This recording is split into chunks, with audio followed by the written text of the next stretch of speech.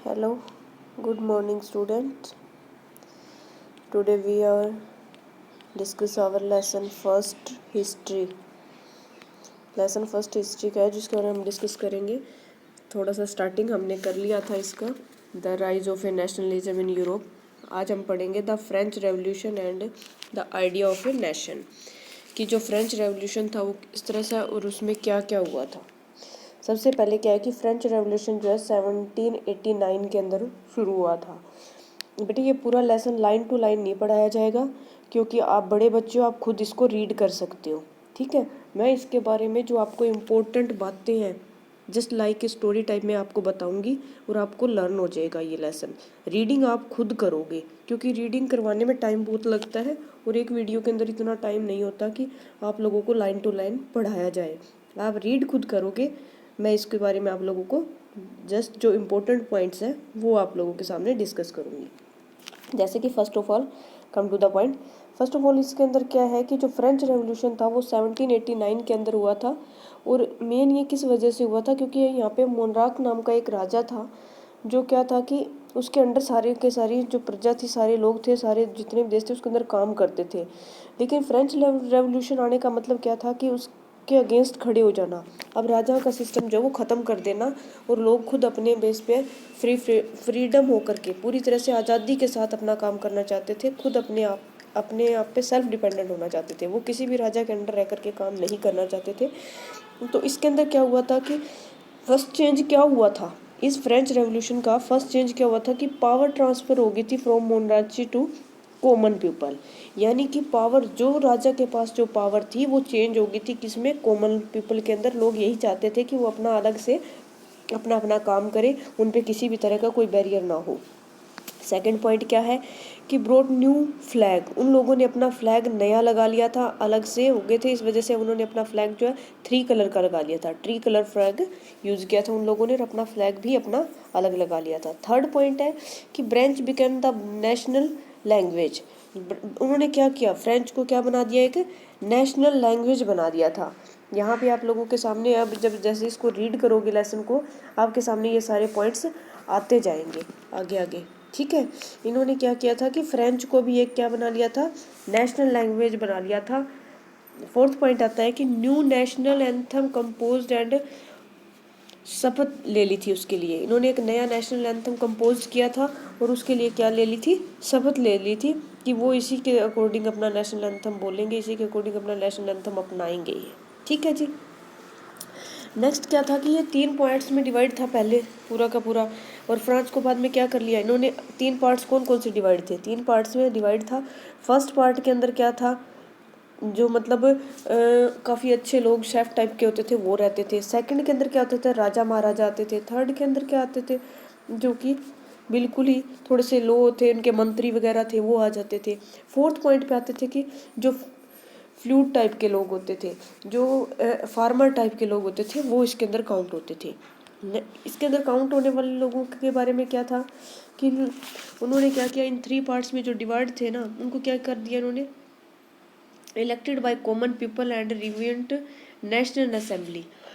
जो लोग मतलब जनरल थे ना, उन्होंने क्या कर लिया, अपने आप को अलग कर लिया, उन्होंने अपनी नेशनल असेंबली ही अलग कर ली, सारा कुछ उन्होंने अपना डिफरेंट करना शुरू कर दिया। 6 पॉइंट क्या आता है कि इंटरनल कस्टम ड्यूटीज़ वर एबोलिश्ड। यानी उन्होंने क्या कर दिया, टैक्स हटा दिए सारे के सारे, वो नॉर्मल से काम करना शुरू कर दिया। क्योंकि इसके अंदर क्या आ जाता है कि वो पूरी तरह से आज़ाद हो चुके थे, इट मीन्स उन पर टैक्स लगना बंद हो गया था। और उन्होंने क्या कर लिया, इन टैक्स को हटाने के बाद अपना काम नॉर्मल तरीके से कर लिया। और उन्होंने क्या किया, अपनी नॉर्मल ड्यूटी समझ ली कि हमारे को ये काम करना है, इतना करना है, हमारे को इतना अनाज उगाना है, इतना अनाज हमने इसको देना है और इससे हमने ये इतना लेना है, एक्सचेंज करना है। उनको किसी तरह का टैक्स वगैरह नहीं होता था। 7th पॉइंट क्या कहता है, French nationalism idea taken abroad by French armies. यानी फ्रांस के लोग खुश थे इस टाइम, क्योंकि उन पर किसी भी तरह का कोई दबाव नहीं था। वो डेमोक्रेसी हो चुकी थी उनके अंदर पूरी तरह से, और पूरी की पूरी मतलब एक तरीके से उनकी टुकड़ी जो है वो एक आर्मी टाइप में बन चुकी थी। जैसे कि आर्मी के लोग होते हैं ना, वो इकट्ठे रहते हैं, वो किसी और के अंडर नहीं आते हैं, वो अपनी जो भी ड्यूटीज़ होती हैं वो अपनी आपस में बांट करके काम कर लेते हैं, अपना आपस में ही सारा काम करते हैं। वो किसी अदर कंट्री के अंदर या अदर स्टेट के अंदर नहीं जाते हैं। ठीक है जी। इसी तरह से क्या होता है, ये काम चलता रहता है। लेकिन क्या हुआ 1799 के अंदर, अभी 1789 की बात कर रहे थे ना, 10 साल बाद 99 के अंदर 1799 के अंदर क्या होता है कि नेपोलियन आ जाता है वहाँ पे, फ्रांस के अंदर नेपोलियन आ जाता है। तो नेपोलियन क्या करता है, वो राज करता है 1815 तक, कंटिन्यूसली 1850 तक राज करता है। और उसने एक कोड बना लिया था 1804 के अंदर। ये कुछ एक डेट है बेटा जो आप लोगों को हिस्ट्री में जाननी बहुत ज़रूरी है, और हिस्ट्री क्या होती है, डेट पे डिपेंड होती है।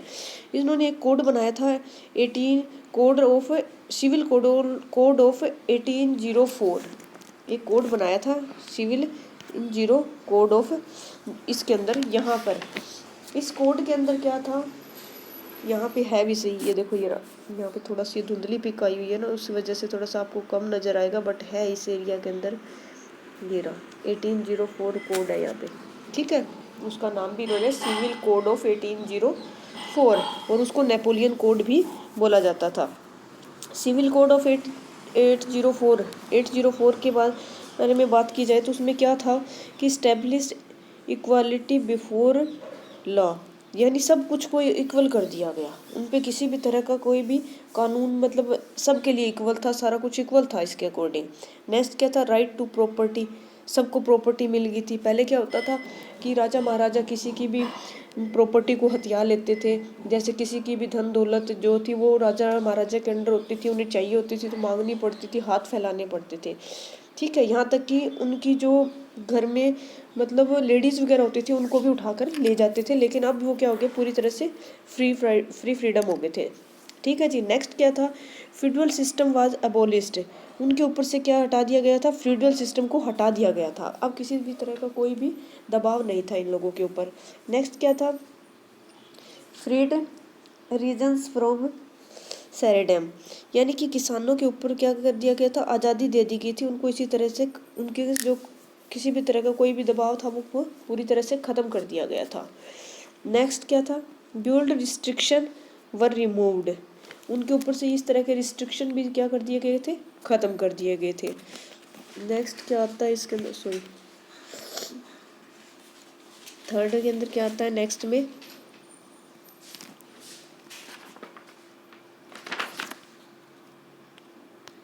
ये रहा थर्ड के अंदर क्या आता है, इसके अंदर आता है कि transport and communication system were removed, यानी कि पूरी तरह से जो ट्रांसपोर्ट और कम्युनिकेशन सिस्टम था वो पूरी तरह से क्या कर दिया गया था, रिमूव कर दिया गया था इसके अंदर से सारा का सारा।